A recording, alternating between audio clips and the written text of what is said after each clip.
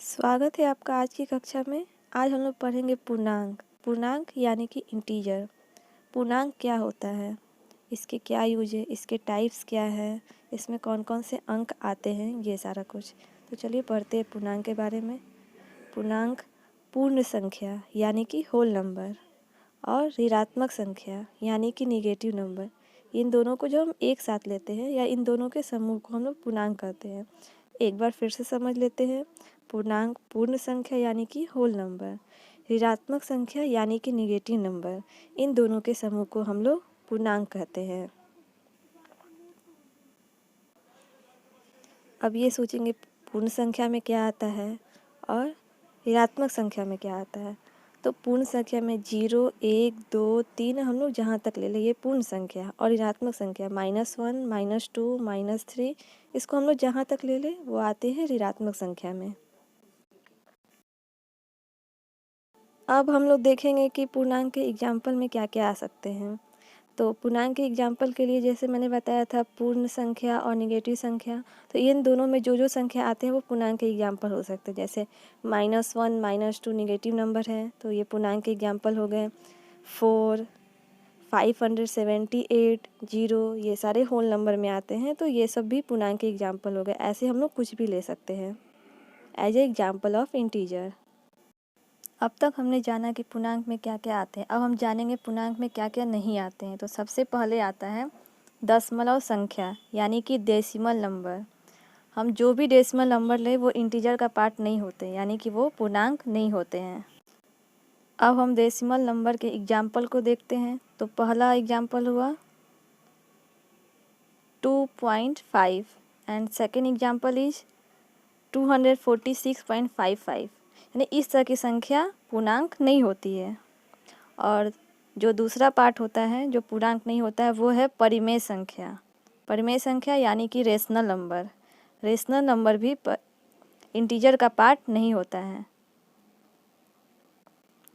Rational number के example हुए √2, √5, √251। इस तरह की कोई भी संख्या जो रूट में दी गई हो वो इंटीजर यानी पूर्णांक नहीं होता है। और जो इसका तीसरा पार्ट है जो संख्या अंश में दी गई हो, यानी अंश बाई हर, जो दिया गया संख्या होता है बट्टा में होता है, यानी कि न्यूमरेटर बाई डिनोमिनेटर, इस तरह की संख्या जो भी दी गई हो वो भी पूर्णांक यानी इंटीजर का पार्ट नहीं होता है। अब है कि अंश वाली संख्या में कौन कौन सी संख्या, किस तरह की संख्या आती है। तो as for example of this 2/5, 8/9 इस तरह की भी संख्या पूर्णांक नहीं होती है। अब हम जानेंगे इंटीजर के कितने प्रकार होते हैं। इसके 3 टाइप होते हैं, यानी 3 प्रकार होते हैं।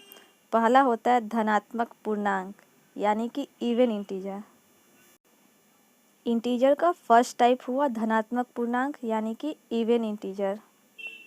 और इवन इंटीजर में क्या क्या आते हैं उसके एग्जाम्पल हुए 1, 2, 3, 4 हम लोग जहाँ तक ले लें वो हुए इवन इंटीजर के एग्जाम्पल यानी धनात्मक पूर्णांक के एग्जाम्पल। और जो उसका दूसरा पार्ट होता है वो होता है शून्य यानी कि 0। शून्य को हम लोग पूर्ण पूर्णांक भी बोलते हैं, ठीक है। इंटीजर का सेकेंड पार्ट हुआ 0 एंड उसका थर्ड पार्ट यानी कि इंटीजर का जो तीसरा पार्ट है वो है ऋणात्मक पूर्णांक यानी कि ऑड इंटीजर। जानते हैं इंटीजर का जो तीसरा पार्ट होता है वो है ऋणात्मक पूर्णांक यानी कि ऑड इंटीजर। वैसी संख्याएं जिसके आगे में माइनस का साइन लगा होता है। एग्जाम्पल के लिए हम लोग जान लेते हैं -1, -2, -3, -4 इसको हम लोग जहाँ तक ले लें। अब हम लोग सीखेंगे पूर्णांक यानी कि इंटीजर को संख्या रेखा यानी कि नंबर लाइन पर कैसे लिखते हैं या कैसे दर्शाते हैं। यानी कि कोई भी इंटीजर दिया गया हो उसको नंबर लाइन पे कैसे हम लोग शो करें कि हाँ ये वाली संख्या यहाँ पर आएगी।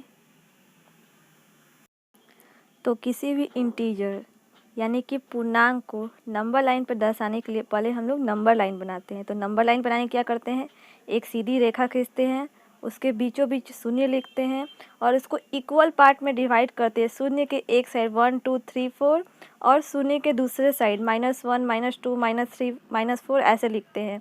और इसको हम लोग जहाँ तक चाहें वहाँ तक बढ़ा के लिख सकते हैं।